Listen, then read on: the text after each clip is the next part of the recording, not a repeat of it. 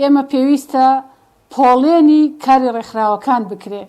هەموو ڕێکخراوەکان ئایا بە یەک ئەجەندا ئیشەکەن، بە یەک سیاسەت ئیشەکەن، ئایا کارەکەن بۆ پاراستنی خێزان؟ نە، ئەرکی ئێمەیە پۆڵینێکی ئەم ڕێکخراوانە بکەین، هەوڵ بدەین ئەو ڕێکخراوانەی کە ئەجەندای دەرەکی و سیاسەتی دەرەکی ئەهێنە هەرێمی کوردستان ئەبێ قاچی و دەستی ئەم ڕێکخراوانە ببڕین لە کۆمەڵگە، چونکە بوونەتە هۆکاری تێکدانی خێزان و حکوومەت و لایەنە پەیوەندیدارەکان ئێمە ببینە هێزێکی فشار بۆ پاراستنی خێزان سەردەم چالاکوانان، سەرجەم ئافرەتان، ئافرەتانی سەرکردایەتی، ئەندامانی پەرلەمان، ئەگەر پەرلەمانمان هەبوو، ئێستا لەسەر ئاستی عێراق پەرلەمانتارمان هەیە، هەموو ئەمانە بێنە سەرخەت، ئێمە بین پێشەموشت دەستنیشانی کێشە و گرفت و ئاریشەکان بکەین،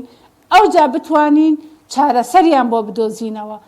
بڵێم کێشە نیە، کێشە هەیە، ئەگە بڵێم ئاریشە نیە، ئاریشە هەیە، ئەگە بڵێم هەڵوەشانەوەی خێزان نیە، هەڵوەشانەوەی خێزان هەیە.